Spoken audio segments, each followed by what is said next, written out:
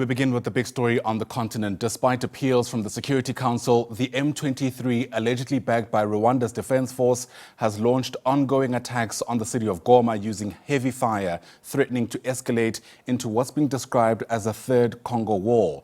MONUSCO's Deputy Special Representative for Protection and Operations is warning the Council about the rising ethnic tensions in the conflict and stresses the urgent need for action to help civilians and facilitate humanitarian efforts.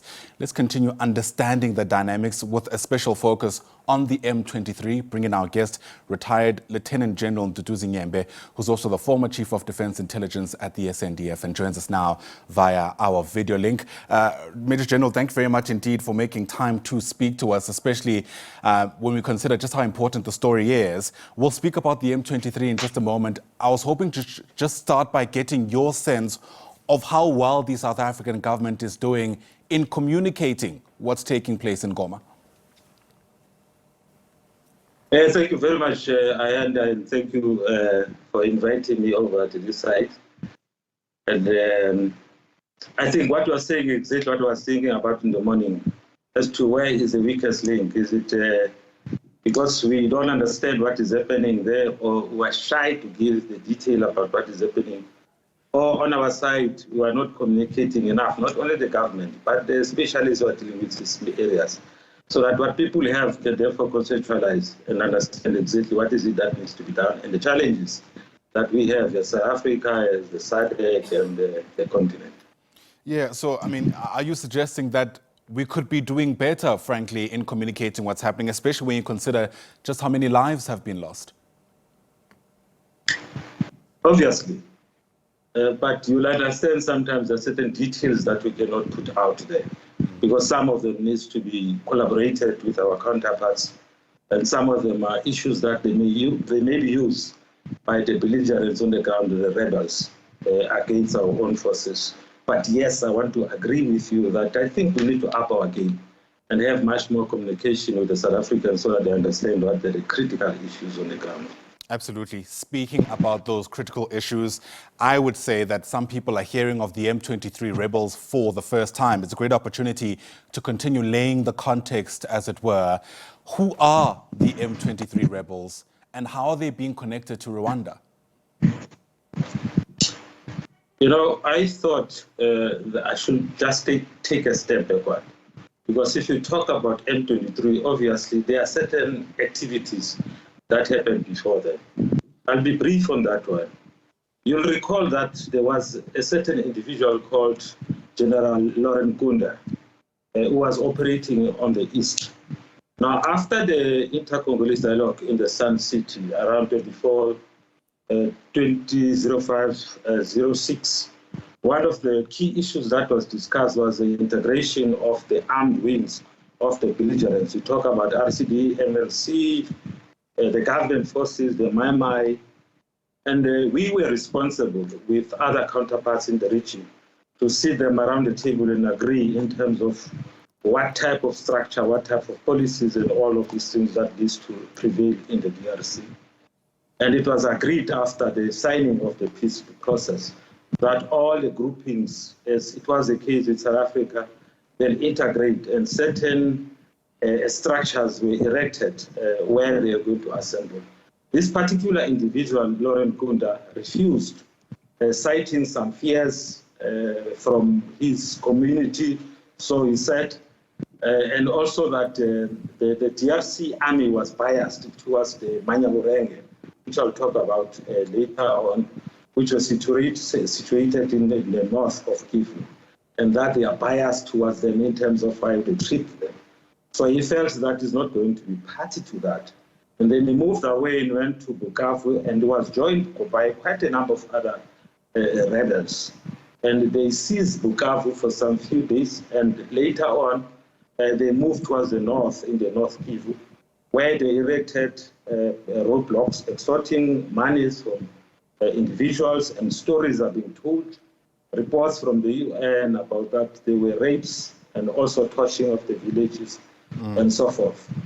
But this was 2006, when he formed his own organization, ENDP.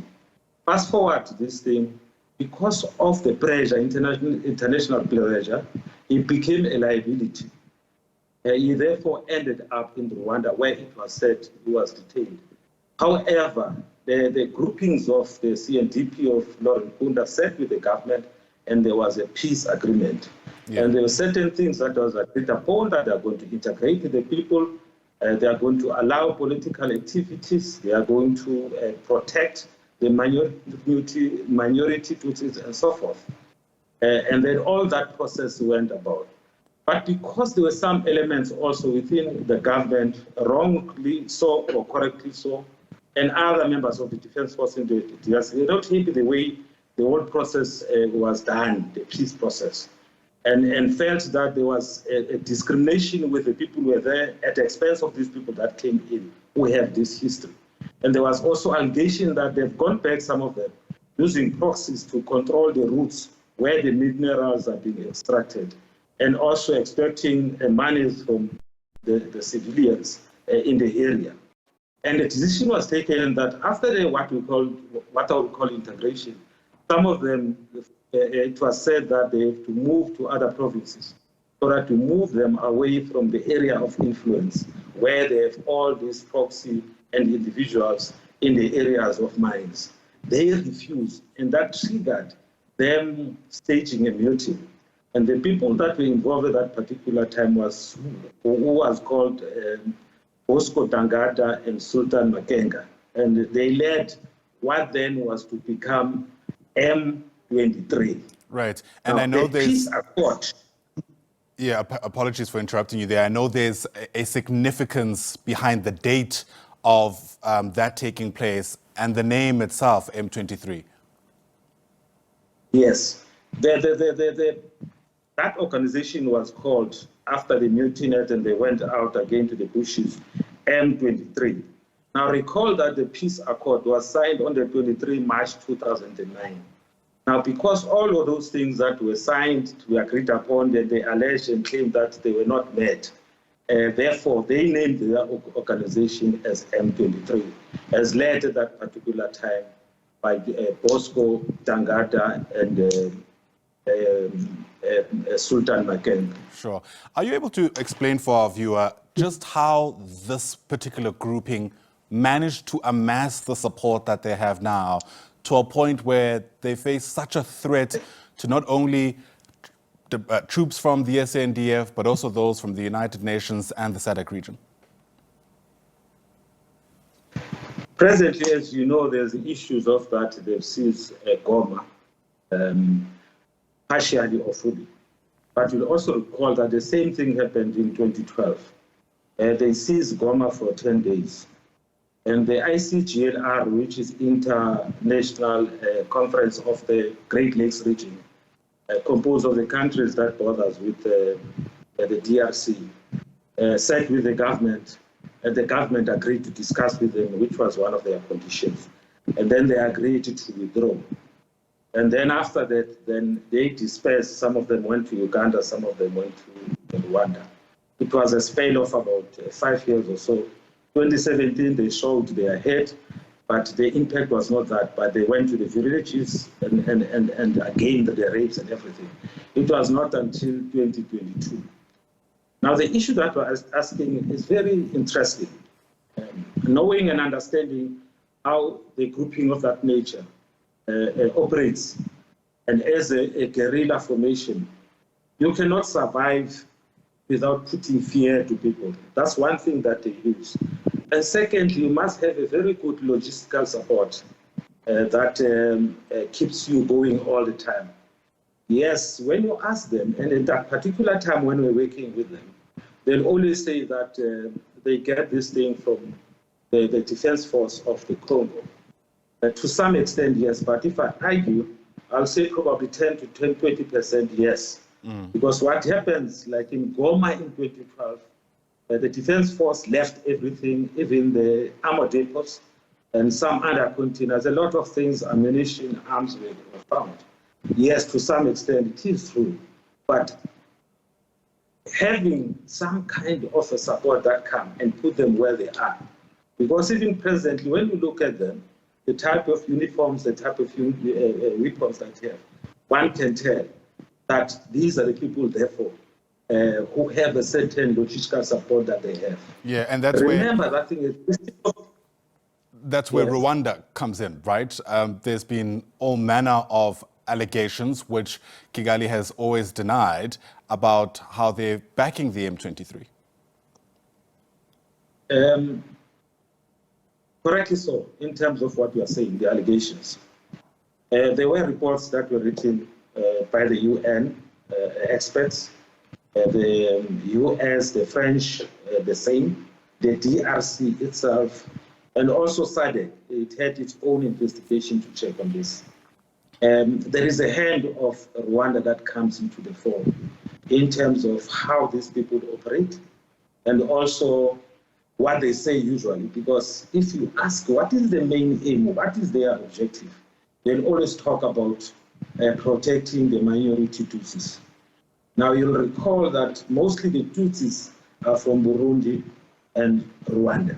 And if you know about the genocide, when the Hutus went across, and then we had a little pockets of the Rwandese who are called Banyamulenges and Banyarwandas. And there was a fear that if they come and occupy that space, there'll be massacre there. So the pretext that we have is that they are there to protect the minorities, but the details is somewhere else. Yeah, absolutely. You've been in the SANDF before in a very senior role. I'm sure you're keeping tabs on the ongoing debate about what the SANDF should do next. Given the context you've laid out, the history of the M23, who might be involved, the interests at the center of all of this, what do you reckon should be the next move? Is it about pulling out or sending more support to forge ahead? I think this question has been asked in the last 3 days, and there's a very serious concern from the South Africans, amongst others ourselves, obviously. But the issue you're asking is that what needs to be done? These are political issues. You know, military, any barrel where it shoots, it's dictated by what the political objectives. And the deployment of the SADC, even the intervention brigade, it was all a blessing of the UN, the AU, the SADC itself. And anything that we do, obviously, it has to be touch base with all the counterparts, because there are serious implications on this thing. You can't jump out, but then what do you do after that? It will create a certain problem in terms of the image of South Africa. It will create a certain problem in terms of what we stand for, because our foreign policy objective, it's all about peaceful settlement of disputes. And it's the defense force is but a pillar that fulfills that particular objective of the government. And if you jump out, then you have a problem, therefore, to explain exactly what vacuum do you want to leave. I'm happy that there have been quite a number of meetings, and as we have heard earlier on, there is a meeting that is going to take place in Zimbabwe, pertaining to the situation there. Yesterday, the day before, there was a meeting at the UN with regards to this, and I think Kenya, President Ruto also called a meeting to discuss the issues. We believe that a political input and the will must come to the fore. The problem is that sometimes there's diplomatic approach on issues, which is correct, but we need to name things by name. What is the real problem? Yeah. What then do we need to do today? Because there can be fear from other countries, which we may not be aware of, but we cannot continue for the past 20 years doing the same things that we're doing then and repeating them again. Who suffers? Those people on the ground, the women that are deployed. If you look at the pictures, 90% of the people running are women who are not protected until what happens. Absolutely. It's a sobering question. In fact, there are calls for Ramaphosa to read Paul Kagame the Riot Act in the conversations that they're having. But whether or not that will happen, I suppose time will tell. Retired Lieutenant General Mduduzi Nyembe, thanks very much indeed for your time. That's the time we have for today. I know there's so much more to be said, but hopefully that opportunity will come in the near future. The retired Lieutenant General is also a former Chief Defense Intelligence Officer with the SANDF.